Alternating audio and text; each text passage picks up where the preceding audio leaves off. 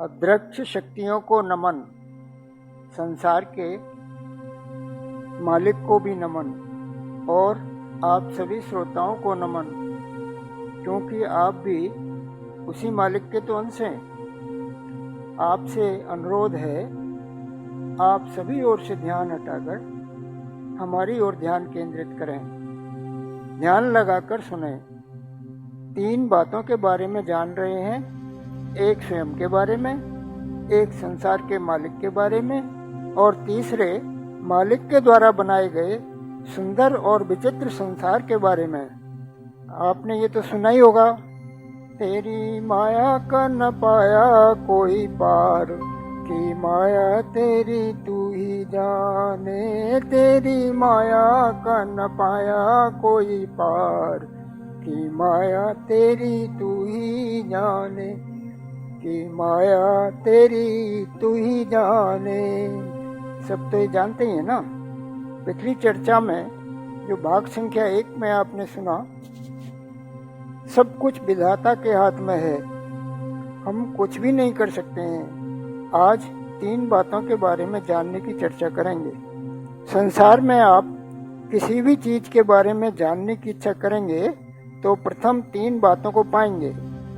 पहले शुरुआत अपने घर से करते हैं। आप पाएंगे कि हमारे घर भी 3 बातों से ही बना है, पति, पत्नी और बच्चे। घर से आगे चलेंगे तो संसार में भी 3 चीजें मिलेंगी। प्रथम संसार का मालिक, दूसरा संसार और तीसरी माया, यानी संसार की जो भी वस्तुएं दिखाई देती हैं वो सभी नाशवान हैं और माया से बनी हुई है, अर्थात जो आया है वो जाएगा। एक न एक दिन सभी को नष्ट होना है। संसार एक आवागमन की तरह है।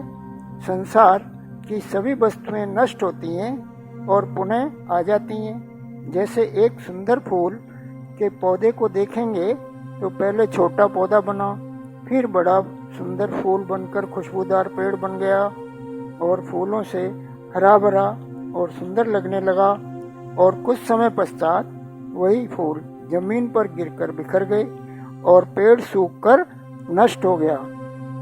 फिर पुनः नया पौधा, पेड़ और अंत। ठीक इसी प्रकार मानव जीवन का भी है। हमने आप अपने पूर्वजों को मृत्यु को प्राप्त होते हुए देखा है। अब एक और चमत्कारी बात है कि आया और गया, यानी नष्ट हुआ, फिर ये 3 बातें कहाँ रहीं? ये तो 2 ही बातें हुई। बात ये भी सच है कि संसार में 2 ही चीजें हैं, भगवान और इंसान। फिर तीसरा कहाँ गया? इसके बारे में अगले सत्र में चर्चा करेंगे। तब तक आप पिछले सत्र और आज की चर्चा के बारे में बार बार सुनना और आनंद लेना, और परमात्मा के बारे में, उसकी विचित्र दुनिया के बारे में शांति से बैठकर जानने का प्रयास करना। आनंद आएगा। अगले सत्र के लिए इंतजार और धन्यवाद। हरि ओम तत्सत।